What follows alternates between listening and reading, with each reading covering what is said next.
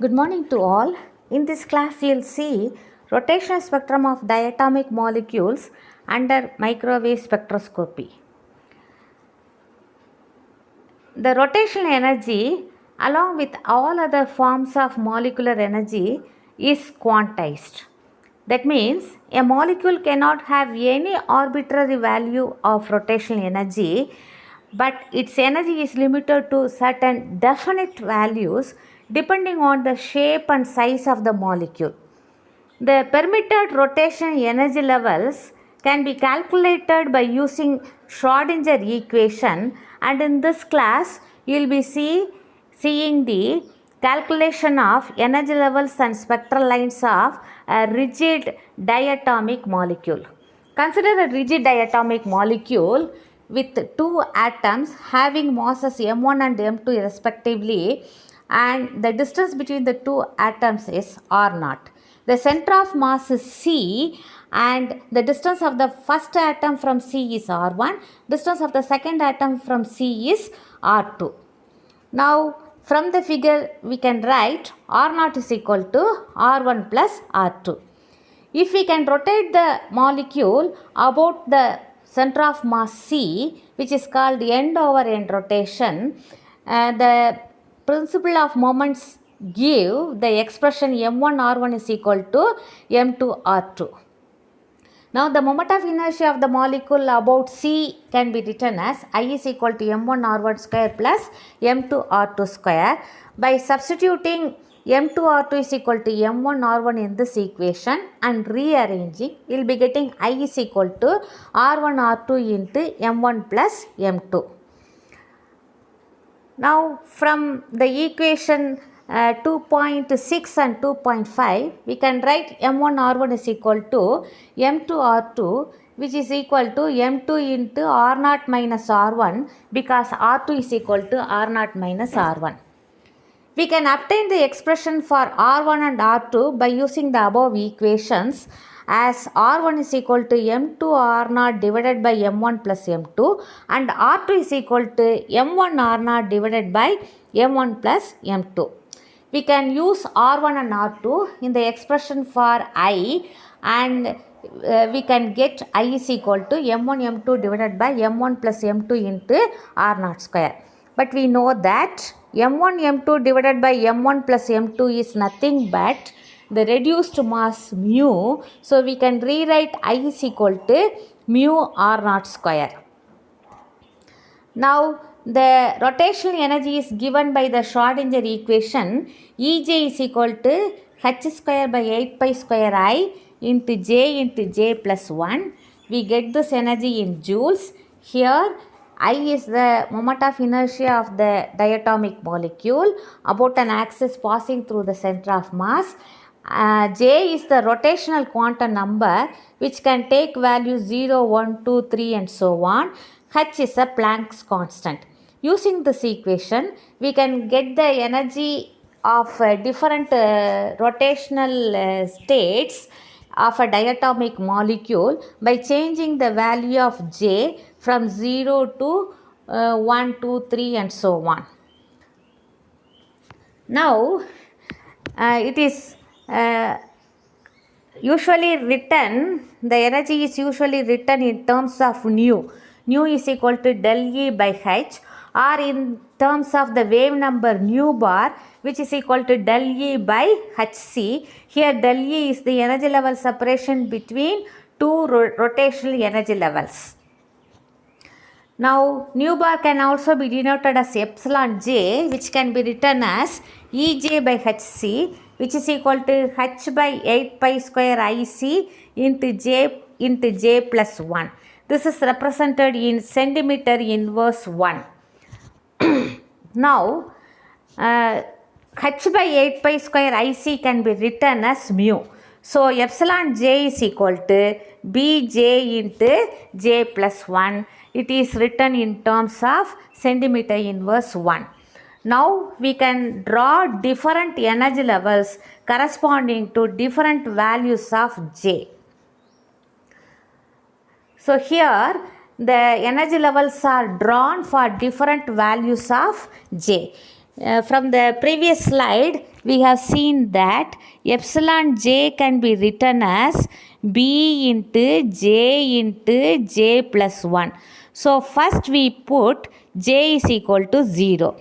When you put j is equal to 0, you have epsilon 0 is equal to b into 0, so it is 0. That is represented by the lower energy level corresponding to j is equal to 0. In the energy level diagram, in the left hand side j is written, and on the right hand side epsilon j is written. Next put j is equal to 1. When j is equal to 1, we can write epsilon 1 is equal to b into 1 into 2 or b into 2, or we can write epsilon 1 is equal to 2b. This is represented by the second level corresponding to j is equal to 1. Then when j is equal to 2, we can write epsilon 2 is equal to b into 2 into 3, which is equal to 6. So you have epsilon 2 is equal to 6b. So you can this is shown by the third level corresponding to j is equal to 2, the energy epsilon j is equal to 6b. Like this, you can draw different energy levels corresponding to different j values. From the figure, you can see that as the j value is increased from 0 to 6, the energy level separation goes on increasing. The energy level separation between the first two levels is 2b minus 0, which is equal to 2b.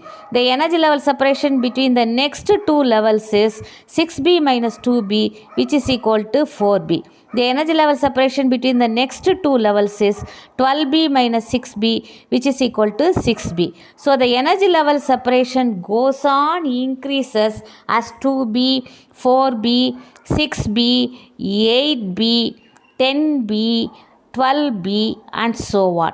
So the energy level separation increases by 2b.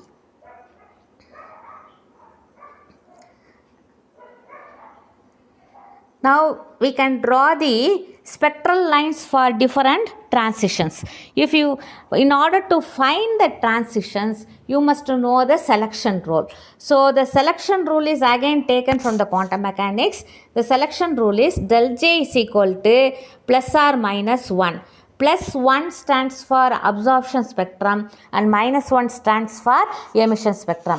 Microwave spectroscopy is absorption spectroscopy. So the selection rule is del J is equal to plus 1. So you can have transition from J is equal to 0 to 1, J is equal to 1 to 2, J is equal to 2 to 3, 3 to 4, 4 to 5, 5 to 6, and so on. You cannot have transition from J is equal to 0 to 2 or 0 to 3 or 1 to 3 or 1 to 4 like this. These transitions are forbidden. Only transitions del J is equal to plus 1 are allowed, and we can find the spectral lines for corresponding transitions. If you have transition from J is equal to 0 to 1, then you will be getting a spectral line at the position 2b. If you have a transition from 1 to 2, then you will be getting a spectral line in the position 4b. When you have a transition from 2 to 3, you will be getting a spectral line in the position 6b. If you have a transition from 4 to 5, you will be getting a spectral line at 8b. Like this, you will be getting spectral lines which are equally spaced. If you find the distance between the two spectral lines, the distance between the first spectral line and the second spectral line is 4b minus 2b, which is 2b. Third and second spectral line is 6b minus 4b, 2b. Fourth and third, 8b minus 6b, which is 2b. So the spectral line separations are 2b. Spectral line separations in microwave spectrum is constant, which is equal to 2b.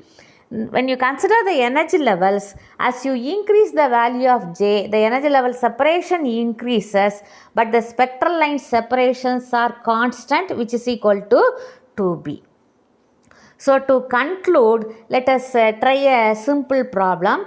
The spectrum of carbon monoxide is taken, microwave spectrum of carbon monoxide is taken, and it is found that for a transition from J is equal to 0 to 1, the spectral line is obtained at 3.84235 centimeter inverse 1.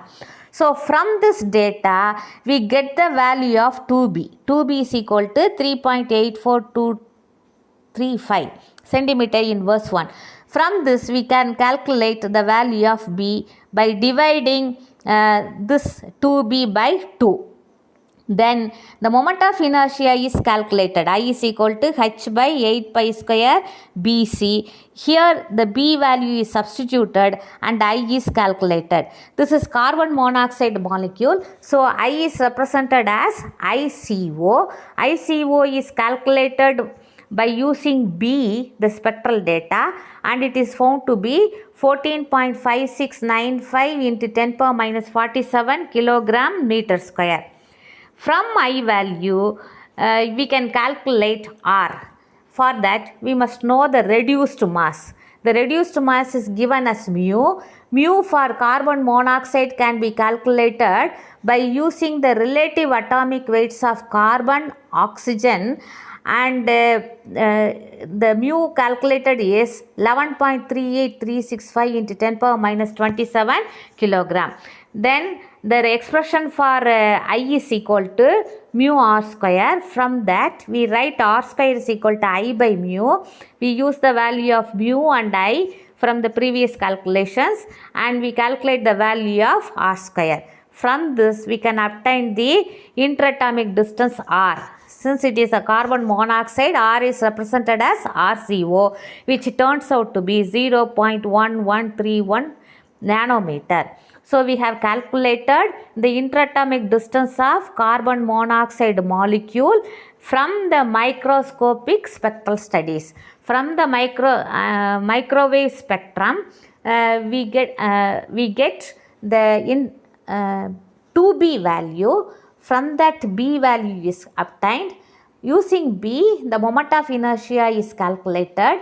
Then the reduced mass is calculated by knowing the masses of the atoms present in the molecule.